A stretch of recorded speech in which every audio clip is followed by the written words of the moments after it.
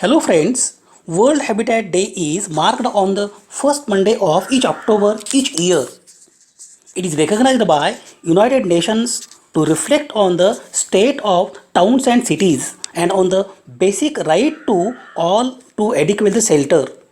The day is also intended to remind the world that everyone has power and the responsibility to shape the future of the towns and the cities.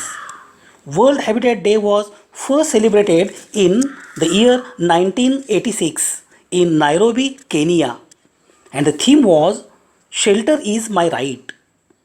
The United Nations General Assembly decided that this should be an annual event, and the first Monday of October was selected. The day is celebrated in many countries around the world, and various activities are organized to examine the problem of rapid urbanization and its impact on the environment. Annual theme for World Habitat Day have been diverse. For the year 2020, the theme of World Habitat Day is Housing for All, Better Urban Future. High level of population density coupled with poor building techniques have given rise the crowded towns that have no proper infrastructure, no community organization, no security of the tenure. In the event of the disaster of any kind, a complete breakdown can result in a chaotic situation and enormous loss of life. Let us restrict our discussion to habitat with reference to biology. In ecology, habitat is the type of natural environment in which a particular species of organism lives. Habitat for species is a place where the species can find food, shelter, protection, and mate for the reproduction. It is the area of uniform conditions of environment associated with a particular community of plants and animals. It is characterized by both physical and biological characters. The physical factors or the character include soil, moisture, range of temperature, light intensity. The biotic factors will include the availability of food material, the presence or absence of predator. Every organism has certain habitat need for the conditions in which it will thrive. Some are tolerant of wide variations, others are very specific for their requirements. A habitat is not necessarily a geographical area. It can be interior of the stem, a rotten log, rock, or a clump of moss. For parasite, the habitat is the body of its host. Geographic habitat type include polar, temperate, subtropical, tropical. The terrestrial vegetation type may be the forest, steppe, grassland, semi-arid, or a desert. Freshwater habitat include marshes, stream, river, lake, and the pond. Marine habitats include salt marshes, the coast of intertidal zone, estuaries, reefs, bays, and the open seas. Habitats may change over the time. Causes of change may include the violent events such as volcano, earthquake, tsunami, wildfire, or change in oceanic current. The change may occur more gradually with alteration in the climate. Other changes come as direct as a result of human activities such as deforestation, the diversion of the rivers, draining of the marshland, and dredging of the seabeds. Some plants and animals have habitat requirements which are met in a wide range of location. The small butterfly Pyrus rapi, for example, is found on all the continents of the world apart from Antarctica. This is a small medium-sized butterfly species of family Pyridae. It is known in Europe as a small white, in North America as cabbage white or cabbage butterfly, on several continents as the small cabbage white, and in New Zealand It is known as a cabbage butterfly. This butterfly is recognizable by white color with small black dots on the wings. Its larvae feed on wide range of plants of Brassica and various other plant species.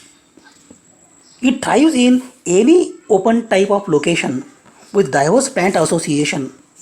The egg production peaks about a week after adulthood and the female can lay up to 3 weeks. Female tend to lay fewer eggs on the plants in the clumps than isolated plants. The caterpillars are bluish green in color. The caterpillars rest on underside of the leaves, making them less visible to the predators.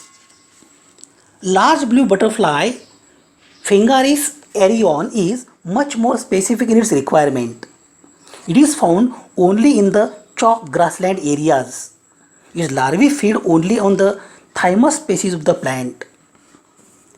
It resides in the area in which Myrmica ant lives. The Myrmica is a genus of ant within the subfamily Myrmicinae. It is widespread throughout the temperate regions of the Holarctic and high mountains in Southeast Asia. The larvae of butterfly live inside the Myrmica nest. The larvae are either directly fed by the ants or prey upon ant brood. This parasitism is employed primarily by specific species as Phengaris arion forming predatory relationship. Terrestrial habitat types include forest, grassland, wetland, desert. Within these broad biomes are the more specific habitats with varying climate types, temperature, soil, altitudes, and vegetation types. Many of these habitats grade into each other, and each one has its own typical communities of plants and animals. The habitat may suit a particular species as well as, but its presence or absence uh, at any particular location depends to some extent on a chance or on its dispersal abilities. Freshwater habitats include rivers, stream, lakes, pond, marshes, bogs. Although some organisms are found across most of these habitats, the majority have more specific requirements. The water velocity, temperature, oxygen saturation are most important factors. In river ecosystem, there are fast slow sections, pool, backwater which provide a range of habitats. Similarly, aquatic plants and the floating plants, semi-submerged or semi-submerged plants grow in a permanently or temporarily saturated soil besides the bodies of the water. The marginal plants provide important habitat for both invertebrates and the vertebrates. The submerged plants provide oxygenation of the water, absorb nutrients and play key role in the reduction in the pollution. Marine habitats include brackish water, estuaries, bays, open seas, the intertidal zone, seabed, reef, shallow water zones, etc. The variations include rock pools, sand bank, mud flat, brackish lagoon, sandy and pebbly beaches, and seagrass bed. All these habitats are supporting their own flora and fauna. The benthic zone of the seabed provide home for both static organisms anchored to the substrate and for large range of organisms crawling on or burrowing into the surface. Some creatures float among the waves on the surface of water or a raft on the floating debris. Others are swimming at the range of depth. A desert is a not kind of habitat that favors presence of amphibians. Exceptionally, there are some frogs residing or living in the desert habitat. They are creating moist habitat underground and hibernating while conditions are adverse. The couch spadefoot toad is the best example. It emerges from the burrow when a downpour occurs and lay its eggs in the transient pools that form. The tadpoles develop with great rapidity, sometimes in as little as 9 days, undergo metamorphosis, and feed voraciously before digging a burrow of their own.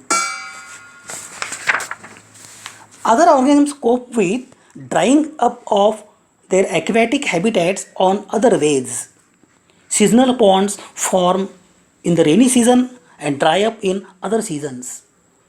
They have their specifically adapted characteristic flora. Such flora is consisting of annual plants, the seeds of which survive the drought. Animals adapted to these extreme habitat also exist. The best example is the fairy shrimps. This fairy shrimp can lay the winter eggs which are resistant to the desiccation. Sometimes the eggs are blown about with the dust ending up in a new depressions in the ground. These can survive in a dormant state for as long as 15 years. Some killifish behave in a similar way. Their eggs hatch and juvenile fish grow with great rapidity during favorable conditions. Whole population of the fish may end up as eggs in depots in the dried up mud that was once a pond. After hatching from tiny egg, just 1 millimeter in size, the fish grow to their full body size. This killifish is well known for the fastest rate of sexual maturation. Many animals and the plants have taken up residence in the urban areas. They tend to be adaptable generalists and use the town's features to make their homes. Rats and the mice have followed the man around the globe. The pigeons, sparrows, swallows, home martins use the man made buildings for their nesting. The bats use the roof space for roosting. The fox visit the garbage bins. The microhabitat is a small scale physical requirements of a particular organism or a population. Every habitat includes large number of microhabitats with different exposure of light, humidity, temperature, air movement and other factors. The greater the structural diversity in the wood, the greater the number of microhabitats that will be present. A range of tree species with individual specimen of varying sizes and ages and a range of features such as stream, level areas, slopes, tracks, clearings and failed areas will provide suitable conditions for enormous number of biodiverse plants and animals.